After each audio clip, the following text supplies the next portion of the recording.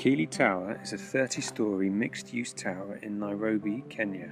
Designed for a local developer, Frontier Properties, it received planning permission earlier this year.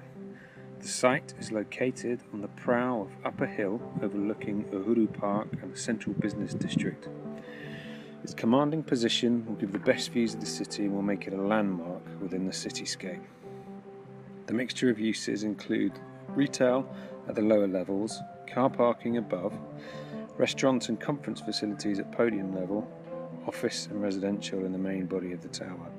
These diverse mixes will encourage a 24-hour vibrant culture where hopefully people will want to live and work and play. The shape of the tower is largely driven by the wedge-shaped site.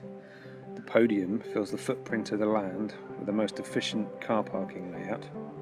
In the tower, the tapered corner is mirrored around the central lift core, resulting in a plan similar to the shape of the Maasai shield and the emblem on the Kenyan flag.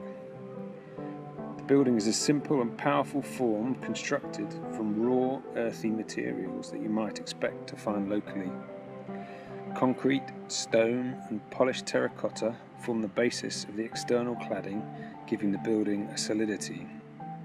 It is intentionally detailed to have quite a brutal appearance up close, yet from a distance the concrete exoskeleton appears fragile and delicate with an almost shell-like quality. Its fragility is emphasized where the building gets thinner at its extremities.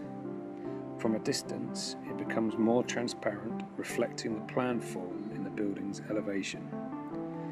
The layering of surfaces within the primary concrete frame helps break down the tower into visually manageable blocks, which reduce the scale of the building to the human eye. Each concrete bay contains 4 floors with a secondary order of 2-story louvres separated by solar panels. What we hope to end up with is a simple, elegant form with a top, a middle and a bottom broken down into understandable elements. At ground level, a landscape public forecourt encourages milling, and large triple-height glazed windows bring light into the basement retail, but also invite passers-by into the building. It is a simple, inclusive tool missing from much of the city's existing building stock, where buildings typically turn their backs on the public realm with barbed wire fences and barriers. One of the key challenges of this project will be to satisfy a culture reliant on security with a building which embraces its surroundings. The city's reliance on cars has a significant impact on the brief.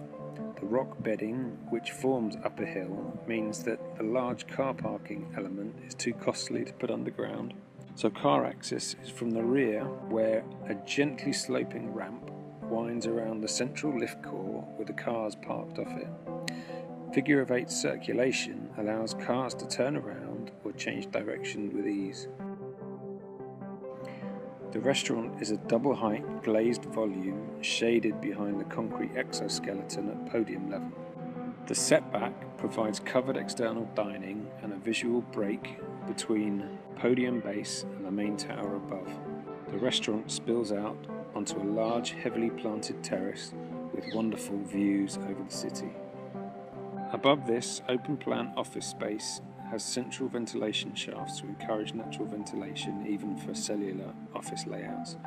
Electricity is topped up by the external solar panels, and the louvers minimize heat build-up during the day and provide visual containment to the space, meaning you have to socially engage with your colleagues in order to appreciate all of the views.